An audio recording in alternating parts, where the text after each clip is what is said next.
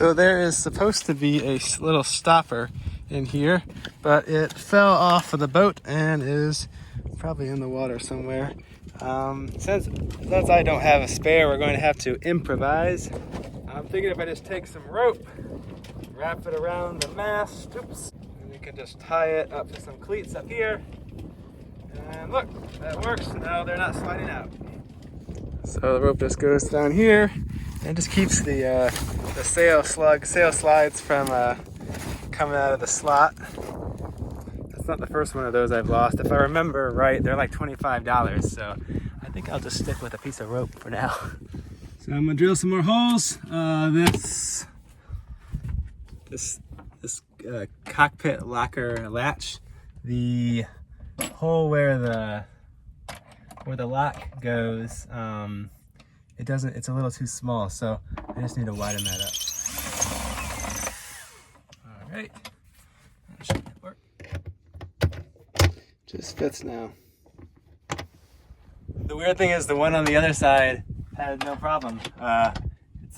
It's no problem fitting in that one. I don't know why this one is smaller. I'm gonna install some pad eyes for Jacklines, and I think if I put them right here, I could also use the pad eye to tie the door open so it won't, slam around. All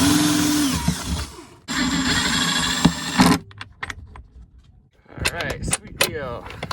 Now I can just stick this small one on the door here.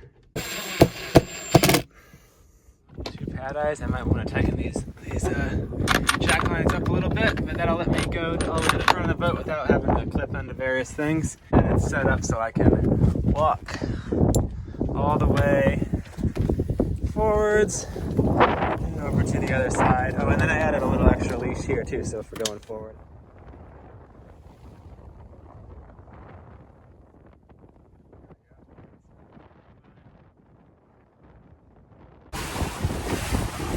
We're going pretty quick. It's a wet ride. Normally I would reduce sail in these kind of conditions if I'm having to go to windward, but I'm thinking that once I am able to bear off it, once I get around this little shoal up here, we'll be able to go more downwind, so it should be a little more comfortable. I was able to bear off a little bit, so now we're still kind of tippy, but it's a little bit more comfortable.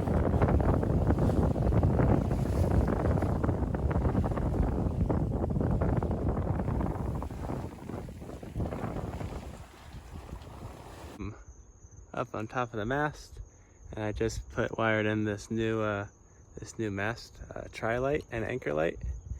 So I'm just gonna put the cover on there with a little gasket. I used the marine grade heat shrink. I just need to heat this up, and it looks pretty bright. Make sure it's centered. So I just realized only the red and the green are working. There should be a white one in the back, and that one seems to be burned out. That's kind of a bummer. So it looks like I'll have to come back up here again. Frustrating. So the cool thing about this light is if it worked properly, you turn it on once, and it's an anchor light with all around white, and then you turn it off and then on again, and now it's a tri-light with the red and green white. So then you only have to have one wire run up to the mast.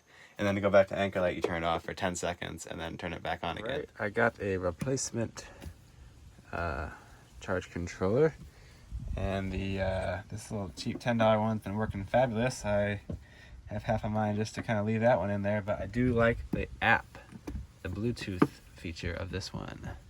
So let's get that in there. Okay, I ran it through its updates, and we're getting just a couple of watts, but the sun is super low in the sky over there. It's about to set, so that makes sense. And we weren't getting anything before with the broken one, so I think it's gonna work. We'll see tomorrow what power we can get. Back in its home. Let's hope you last more than a week this time. I got this fridge here, but it's taking up a bunch of room. What I want to do is I want to sink it in back here, so I just need to cut a hole so it'll go in back there. Right now there's a trash bin here, but it's kind of small. I usually just hang a trash bag right there.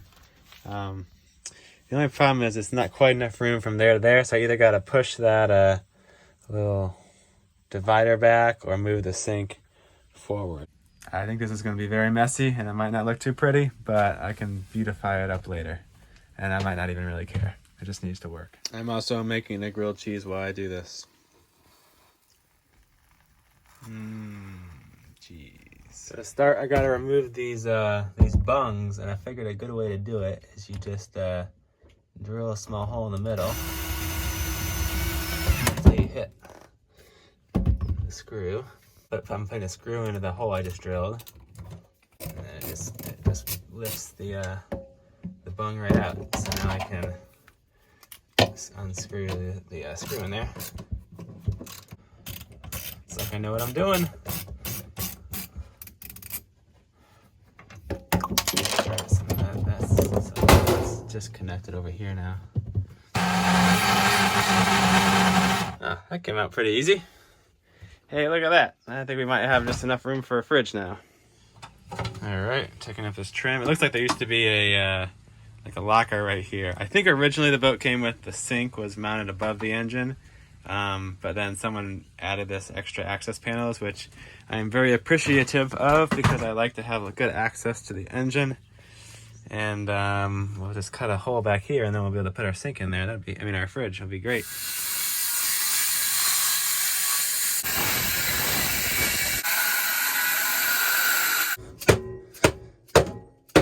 Come on.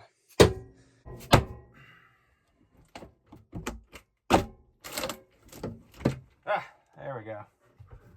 Sweet deal. Look at that. All the unused space back there. And I am now the proud owner of one giant hole in my countertop.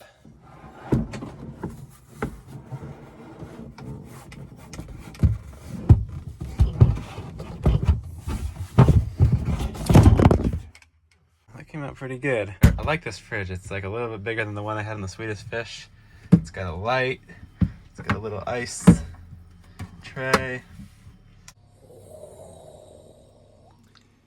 Thanks for watching. I was hoping I'd have that keys video posted by now, but it's just taking a little bit longer than I thought would edit because there's so much footage and I want it to come out good.